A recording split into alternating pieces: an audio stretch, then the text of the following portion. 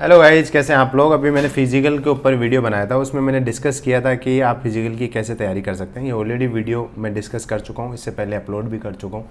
क्योंकि इस बार ना बहुत कम टाइम है, मतलब आपको फिजिकल में ज़्यादा टाइम मिल नहीं रहा है, तो काफ़ी कम लोग इसको क्लियर करेंगे। तो ज़्यादा से ज़्यादा कैसे आपको एफर्ट पुट करना है, कैसे आप फिजिकल की तैयारी करोगे, क्योंकि फिजिकली जब आपका क्लियर होगा तभी आप मेंस में बैठ पाओगे।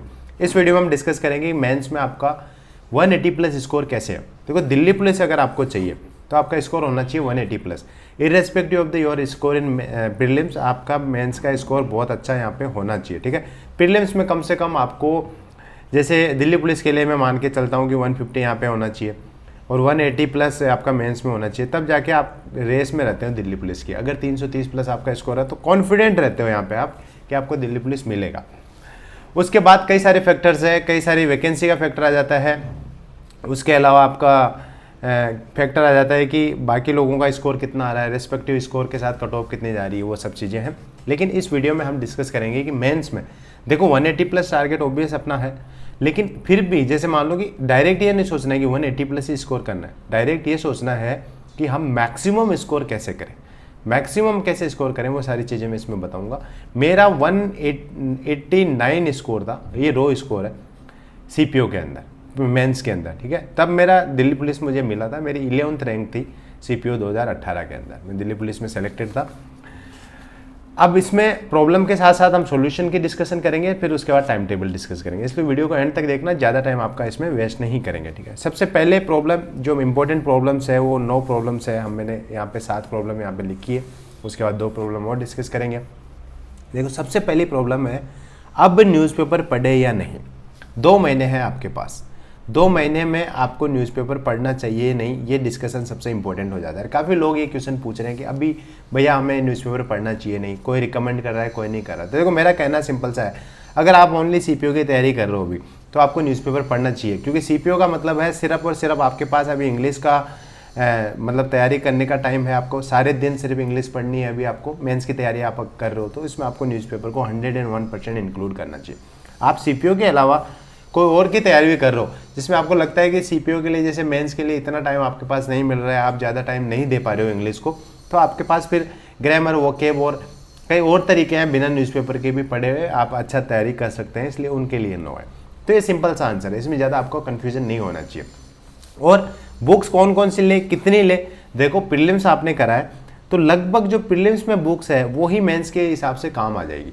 लेकिन जैसे मेंस में हम इंग्लिश ओनली है तो हो सकता है 1-2 बुक्स हम और एडिशन इसमें करें, वो हम इस वीडियो में डिस्कस कर लेंगे। बुक्स कौन सी चाहिए होती है? ग्रामर, जिसमें पूरी अपने सिलेबस की ग्रामर हो। उसके बाद एक वोकेब की बुक चाहिए। एक वोकेब में प्रीवियस ईयर आती है, वोकेब ओवरऑल होती है। जैसे मान लो कि प्रीवियस ईयर में हमारे पास 2000 वर्ड्स है, ठीक है, तो वो सिर्फ 2000 वर्ड्स से नहीं पढ़ के जाना है, हमें कुछ एडिशनल वर्ड्स भी पढ़ के जाने हैं, तो उस बुक्स में आ जाते हैं जो वोकेब की ओवरऑल में कई सारी बुक्स आती है, उसमें हम ये पढ़ेंगे। और प्रीवियस ईयर की बुक्स में हम प्रीवियस ईयर के SSC के वर्ड्स पढ़ेंगे, इसमें जो SSC के प्रीवियस ईयर के वर्ड्स है वो वाले देखेंगे, ठीक है। उसके बाद कंप्रेंशन की बुक्स आ रही है। जिनको न्यूज़पेपर से दिक्कत है वो लोग ये खरीदें, जो न्यूज़पेपर से अपना कंप्रेंशन अच्छा कर दे रहे हैं वो वाले तीसरी बुक खरीदने की जरूरत नहीं है। ये 3 बुक से आपका काम चल जाएगा। पहले ओवरऑल वोकेब की, फिर प्रीवियस ईयर वोकेब की और एक ग्रामर की। ग्रामर वाली बुक में भी वोकेब होती है, लगभग जितनी भी ग्रामर की बुक्स है उनमें वोकेब आपको मिलेगी, वो वाली भी आपको पढ़नी है। और ये कंप्रेंशन में अगर आप न्यूज़पेपर में आपको दिक्कत हो रही है तो इसकी एक बुक आप ले सकते हैं, ठीक है।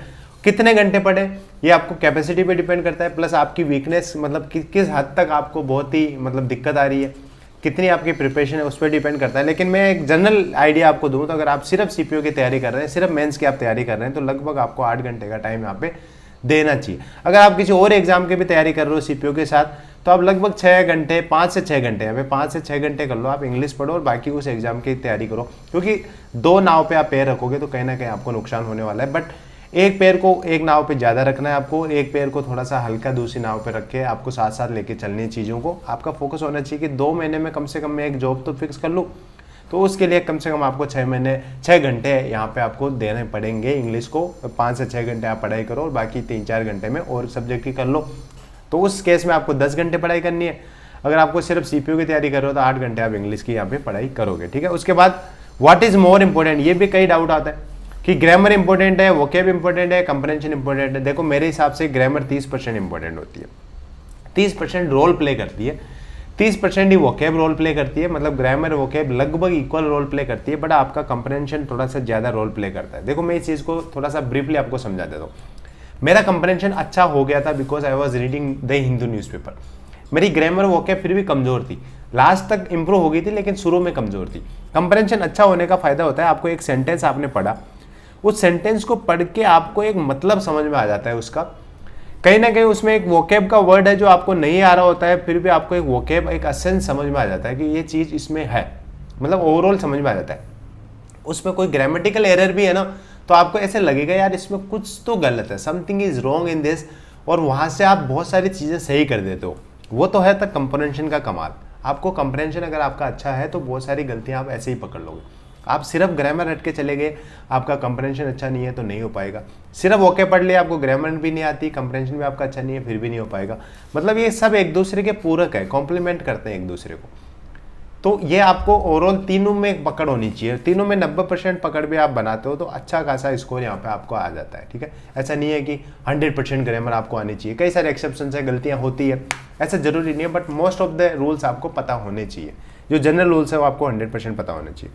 उसके बाद टाइम टेबल हम अगले पेज पे डिस्कस करेंगे, स्ट्रेटेजी भी अगले पेज पे डिस्कस कर ही रहे। अब कई जनों का डाउट है कि सीपीओ के साथ किसी और की तैयारी कर रहे हैं तो मेंस के टाइम क्या करें। देखो मेंस के टाइम मेरा तो यही कहना है, अब भी सिर्फ मेंस की तैयारी करो।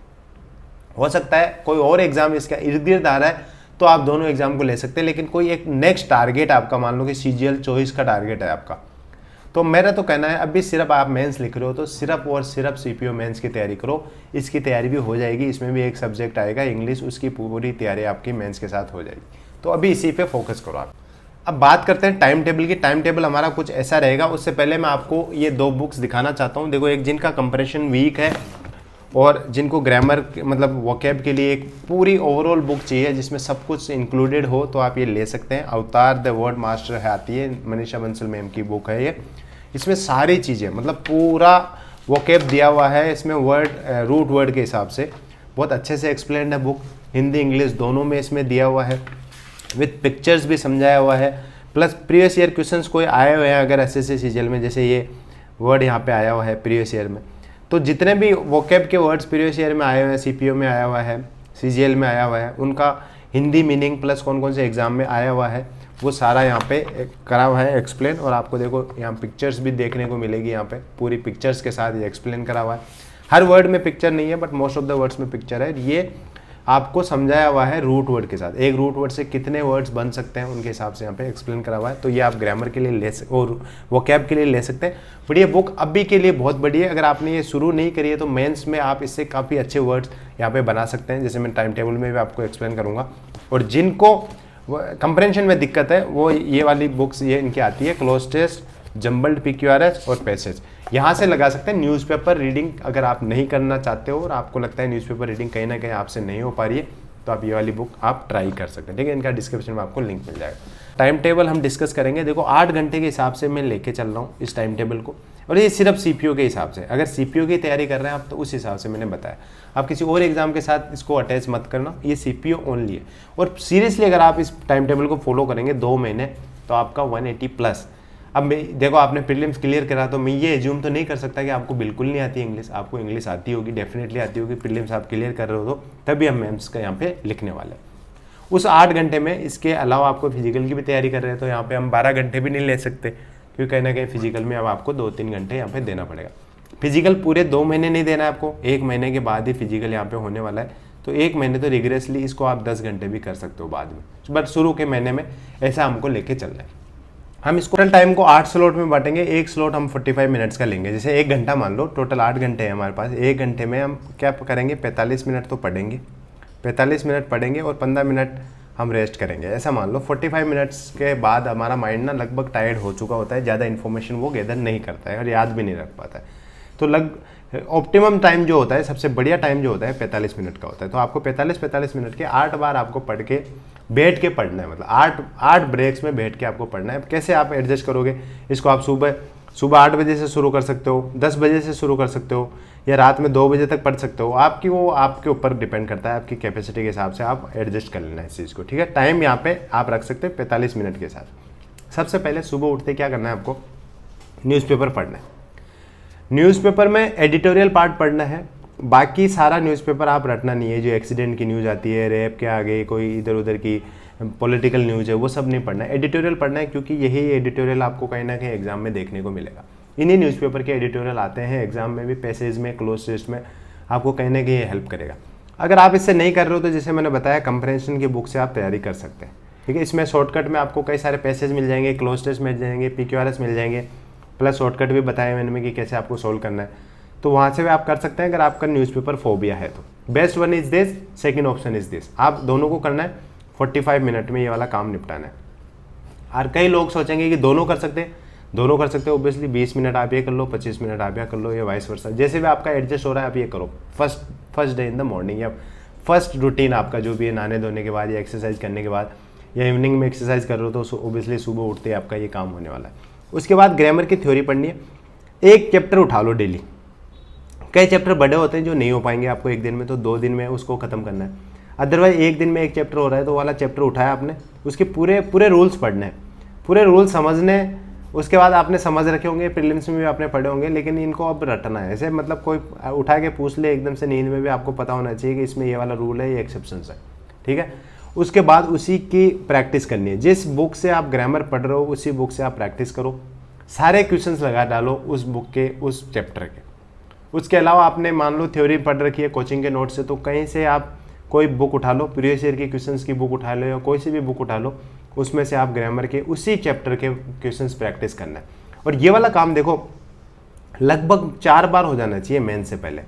4 बार पूरे ग्रामर रूल्स आपको पढ़ना है मेन से पहले, 4 बार आपके रूल्स की प्रैक्टिस होनी चाहिए, 4 बार सेम क्वेश्चंस के उनकी प्रैक्टिस हो जानी चाहिए। क्वेश्चन ज़्यादा चेंज मत करना, सेम क्वेश्चंस को आपको प्रैक्टिस करना है। जैसे मैं SP बख्शी से ये वाला काम करता था, तो SP बख्शी में स्टार्टिंग में तो ग्रामर लिखी होती थी, पीछे उनके रूल्स लिखे होते थे, वो वाले आपको ज़्यादा प्रैक्टिस करनी है। उसके बाद 4th स्लॉट में आपको उठाना है वोकैबुलरी। जैसे मैंने एक बुक दिखाई, वैसे न्यू वोकैब आपको ऐड करनी है। डेली लगभग 100 वर्ड्स आपको पढ़ने, 100 वर्ड्स तो हम 2 महीने में लेके चलते हैं, 45 डेज न्यू वर्ड्स आपको ऐड करने, तो लगभग 4500 आपके पास वोकैब यहाँ पे वर्ड्स होंगे। ये जो 45 डेज ही क्यों लिखा है मैंने, क्योंकि ये पूरे 2 महीने नहीं करना है। लास्ट के 15 दिन में आपको कोई नया वर्ड नहीं पढ़ना है, फिर हम सिर्फ और सिर्फ रिवीजन पे फोकस करेंगे। तो ये वाली जो स्लॉट है न्यू की जगह आपको रिवीजन में आ जाएगा लास्ट के 15 दिन में। शुरू में आपको न्यू वर्ड्स यहाँ पे उठाने, उसके बाद जो स्लॉट सेकंड है उसमें आपके पास यहाँ पे रिवीजन का मौका होना चाहिए, रिवीजन ऐड करने चाहिए। देखो ये अब बोलेंगे 45 मिनट्स में आपके पास 100 वर्ड्स कैसे हो जाएंगे, ये भी दिक्कत है। तो इस वाले स्लॉट को आप थोड़ा बहुत बढ़ा लें, लगभग 1 घंटा 10 मिनट यहाँ पे कर ले। बट फर्स्ट रीडिंग कर रहे हो तो कहीं ना कहीं आपको इतनी दिक्कत नहीं होनी चाहिए यहाँ पे कि वर्ड को आपको पढ़ना है, उसका मीनिंग देखना है, हिंदी मीनिंग देखना है, पढ़ना है, मीनिंग देखना है, हिंदी मीनिंग देखना है, ज़्यादा डीप में नहीं जाना है। जिस दिन यहाँ पे पढ़ ले तो आप नेक्स्ट डे उसका रिवीजन हो रहा है, और रिवीजन में यहाँ पे 100 वर्ड है तो यहाँ पे हो सकता है 200 वर्ड्स आप रिवीजन कर लो, और जो वर्ड आपको याद हो जाएगा वो उसको काटते जाओ। जो याद नहीं हो रहा है उसको स्टार मार्क करते जाओ, जिसको 3 बार में भी याद नहीं कर पा रहे हो उसको डबल स्टार मार्क कर लो। ऐसे अपनी टेक्निक यहाँ पे लगा लेनी है और याद करना है। कैसे भी साम द्याम दन भेद कैसे भी करो, आपको याद होना चाहिए वर्ड्स, रटो मटो कुछ भी करो। उसके बाद स्लॉट 6 में क्या करना है आपको, वोकैब और ग्रामर दोनों की क्विज लगानी है। ये देखो सबसे इंपॉर्टेंट, सबसे ज़्यादा मेरी जो इंग्लिश में हेल्प करी ये वाला पार्ट था। क्विज में ऑनलाइन लगाता था, आपको भी सजेस्ट करूँगा ऑनलाइन लगाना, किसी भी ऐप या वेबसाइट आपको है फ्री वहाँ से आपको क्विज लगानी है। इससे क्या होता है, कोई ग्रामर के रूल पढ़े आपने, उसे क्विज लगाते हो या बुक के साथ करते हो तो कहीं ना कहीं आपको ईजी होता है सोल्व करना। बट क्विज में उधर टाइम भी चल रहा होता है तो वहाँ ज़्यादा गलती के चांसेस होते हैं, तो वो वाला आप पार्ट यहाँ पे कर लेना, ठीक है। उसके बाद आते हैं लास्ट 7वां और 8वां स्लॉट 7 लिख दिया है मैंने। इसमें कोई 15 मिनट का गैप नहीं है, ये लगातार 2 घंटे का होगा, है ना। इसमें आपको लगाना है मॉक, एक दिन लगाना है मॉक, दूसरे दिन करना है एनालिसिस, और ये प्रोसेस चलेगा आपका पूरा 30 मॉक यहाँ पे लगभग आप लगा पाओगे। लास्ट के 5-7 दिन मॉक नहीं लगाओगे तो भी चलेगा, लास्ट के 5 to 7 डेज, बट उससे पहले 55 दिन या 52 दिन तो आपको 52 से 55 दिन तो आपको मॉक यहाँ पे लगाने ही लगाने, ठीक है। ये मॉक लगाने मतलब लगभग 26-27 मॉक यहाँ पे लग जाएंगे आपके, मिनिमम ये है, ये लगाने हैं।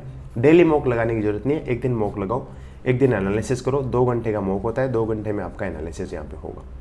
ज़्यादा लोड नहीं लेना है, आपका जो मेंस का एग्ज़ाम आता है ईजी आता है, हार्ड आएगा तो सबके लिए हार्ड आएगा, लगभग ईजी पेपर आता है, आप आराम से अच्छा स्कोर उसमें कर लोगे। लेकिन जितनी ज़्यादा प्रैक्टिस करोगे उतना ज़्यादा आपका स्कोर वहाँ पे आने वाला है। क्योंकि 2 घंटे लगातार बैठ के आपको इंग्लिश में पेपर सोल्व करना है तो कहीं ना कहीं इसकी मास्टरी मांगता है वो।